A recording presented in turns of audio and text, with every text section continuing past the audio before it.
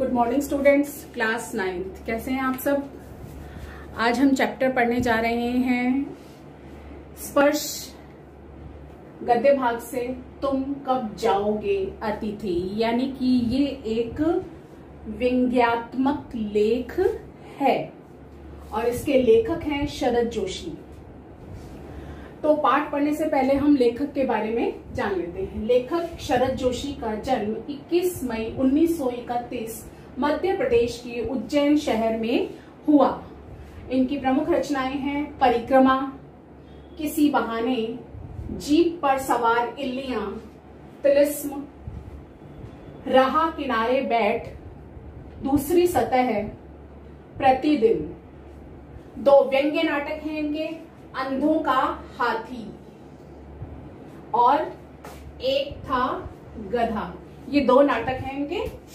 और एक उपन्यास है मैं केवल मैं उर्फ कमल मुख बीए।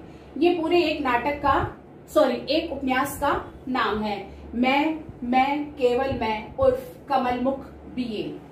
हिंदी व्यंग्य को प्रतिष्ठा दिलाने वाले व्यंग्यकारों में शरद जोशी का भी प्रमुख नाम है, यानी कि इन्होंने कई व्यंग्यात्मक नाटक, लेख और कहानियां लिखी हैं।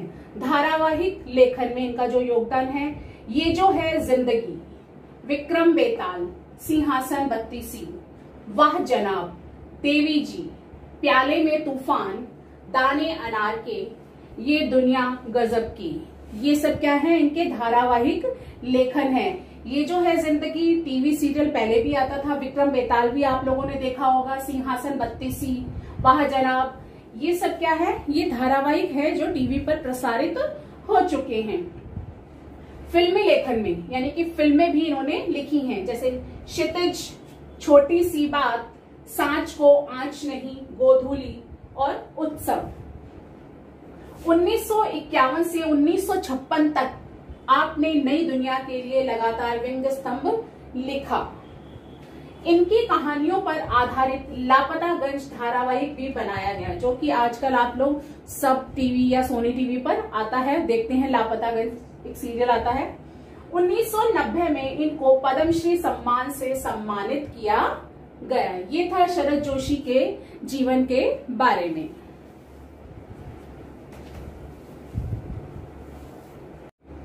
तो पाठ परिचय कुछ इस प्रकार है। तुम कब जाओगे अतिथि पाठ के माध्यम से लेखक ने उन लोगों पर व्यंग्य किया है जो बिना पूर्व सूचना के अपने परिचित या रिश्तेदारों के घर चले जाते हैं और मेजबान की परेशानियों पर ध्यान दिए बिना उनके घर रुके रहते हैं और जाने का नाम नहीं लेते। ये कभी कभी ऐसा हो जाता है कि जहां पर मेजबान जो है, फैमिली वाले जो हैं, दोनों ही पर्सन जॉब्ड होते हैं, यानी कि नौकरी करने वाले होते हैं और उनके पास समय नहीं होता।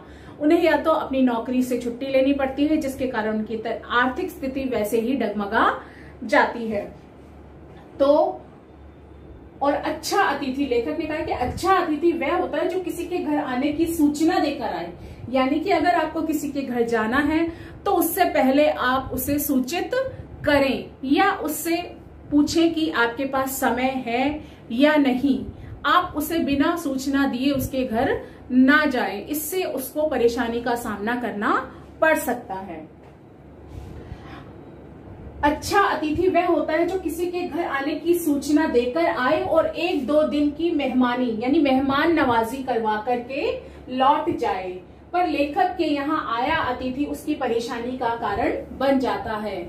जैसे ही लेखक अपने घर आए अतिथि को देखता है दरवाजे पर, वैसे ही उसका बटुआ कांप जाता है जेब के अंदर। बटुआ कांपने से मतलब है कि उसे अपनी आर्थिक स्थिति डगमगाने का भय सताने लगता है। और अब हम जो है पाठ का सार जो है इन बिंदुओं के आधार पर हम देखेंगे। पहला बिंदु है अतिथि का चौथा दिन, अतिथि के आगमन पर जोरदार स्वागत। तीसरे दिन रुकना, अप्रत्याशित आघात, यानी अचानक से एक आघात लगना।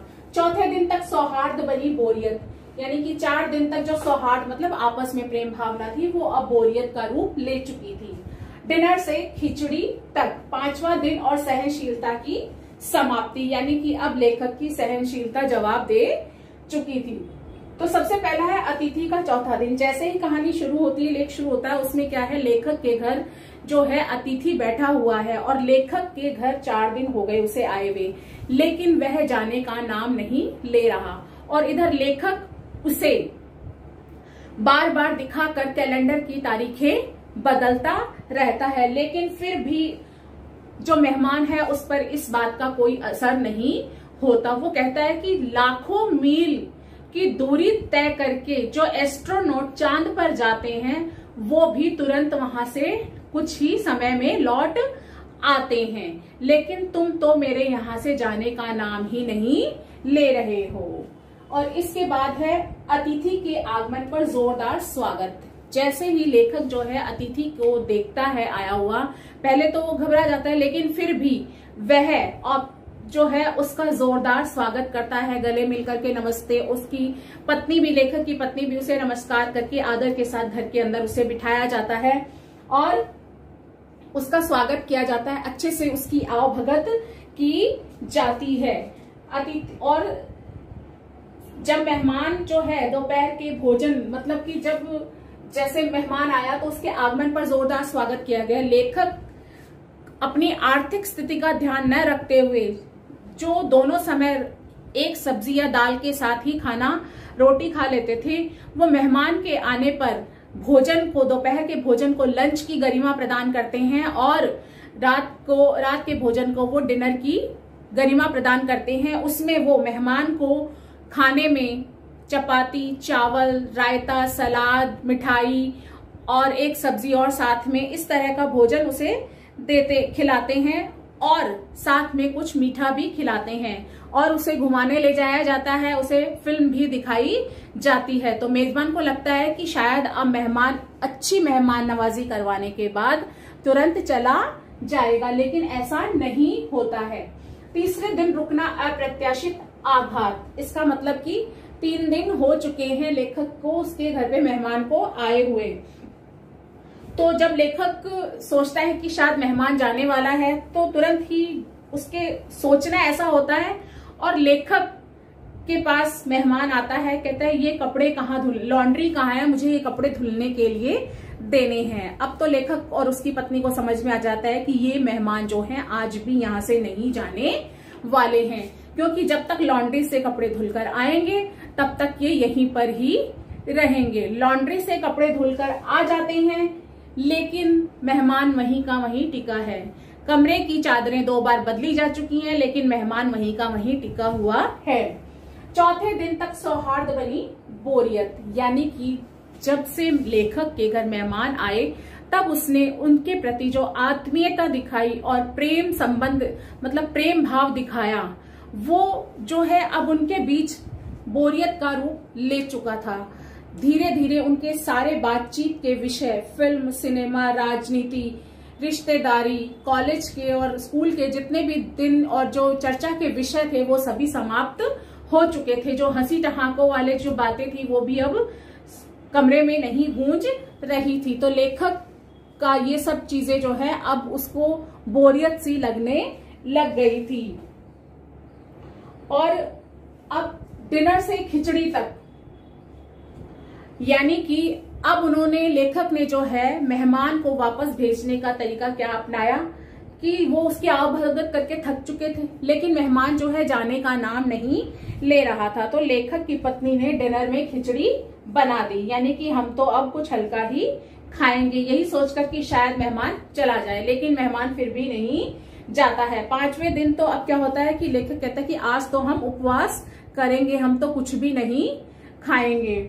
अब 5वां दिन और सहनशीलता की समाप्ति। अब लेखक की जो सहन शक्ति थी वो जवाब देने लगी, उसकी जो शराफत थी अब वो उसकी सीमा पार कर चुकी थी कि उससे बर्दाश्त नहीं हो रहा था कि जो मेहमान है वो इतने दिनों तक यहाँ पर रुका हुआ है।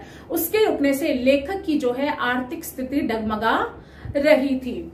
जब भी उसे ऐसा लगा कि अगर मेहमान आज भी नहीं गया यहाँ से तो मैं उसे जाने के लिए कह दूंगा, यानी कि गेट आउट भी कोई वाक्य होता है। तो लेखक ने कहा कि अगर मेहमान आज अपना बिस्तर गोल नहीं करता है तो मैं उसे गेट आउट कह दूंगा जाने के लिए। बिस्तर गोल करने से मतलब है कि अगर वो आज अपनी पैकिंग करके यहाँ से नहीं जाता है सामान बांध करके, तो मैं उसे गेट आउट कहने के लिए भी आज तैयार हूं।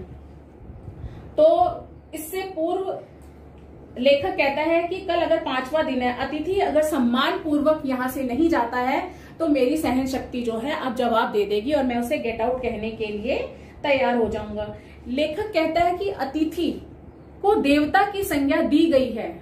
अतिथि देवता तभी तक है जैसे कि देवता आते हैं और दर्शन देकर लौट जाते हैं, और लेखक कहता है कि अतिथि भी तभी तक देवता है जब तक कि वो 1-2 दिन रुके और अपनी मेहमान नवाजी करवा करके तुरंत चला जाए, और अगर वो उससे ज्यादा रुकता है तो वो मनुष्य लगने लगता है, और अगर उससे भी ज्यादा दिन वो रुक जाता है तो वो राक्षस का रूप ले लेता है, यानी कि मेजबान को वो राक्षस के रूप में दिखाई देता है। और उसका देवत्व तब तक सुरक्षित है जब तक कि वो सिर्फ 1 या 2 दिन के लिए आए और अपनी मेहमान नवाजी करवा करके चला जाए। भारतीय संस्कृति में हमारी जो है पाठ जो है आपका यहीं समाप्त होता है। हमारी भारतीय संस्कृति में जो है अतिथि देवो भव यानी कि अतिथि को देवता की संज्ञा दी गई है, लेकिन वर्तमान परिवेश में यह जो संज्ञा है ये गलत साबित हो रही है, या इसको अब दरकिनार किया जा रहा है, क्योंकि आजकल जो परिवार हैं वो एकल परिवार हो गए हैं, जिसमें घर के मुखिया यानी पति और पत्नी दोनों ही नौकरी करते हैं, क्योंकि जो आर्थिक स्थिति है उन्हें अपने घर की आर्थिक स्थिति को बनाए रखने के लिए, सुचारू रूप से चलाए रखने के लिए दोनों का कामकाजी होना आवश्यक है, जिसके कारण दोनों को नौकरी करनी पड़ती है। ऐसे में मेहमानों का आ जाना तो ये एक अप्रत्याशित आघात सा ही लगता है। उस समय उन्हें वो मेहमान राक्षस के रूप में प्रतीत होता है। या तो मेहमान आए और मेहमान नवाजी करवा के कुछ समय 1-2 दिन रुककर चला जाए और आने से पहले अपने आने की सूचना भी वो दे। इससे क्या है कि ना तो मेजबान की आर्थिक स्थिति डगमगाती है, वो अपने हिसाब से जो है खर्चों का आय व्यय का ब्यौरा रखते हैं। सबकी सीमित आय होती है जिसमें वो अपने पूरे महीने के खर्च का हिसाब किताब लगाकर ही चलते हैं। ऐसे में मेहमानों का आना उनकी आर्थिक स्थिति के डगमगाने का एक संकेत हो जाता है, उनकी आर्थिक स्थिति डगमगा जाती है। इसलिए अतिथि को यदि चाहिए कि उसका देवत्व सुरक्षित रहे तो वो अपने मेजबान के यहाँ बिना पूर्व सूचना के न जाए और सूचित करके जाए, और 1 या 2 दिन में ही अपनी मेहमान नवाजी करवा के तुरंत अपने घर ससम्मान लौट आए। दूसरों के घर की जो सुख शांति है उसे समाप्त न करें। धन्यवाद।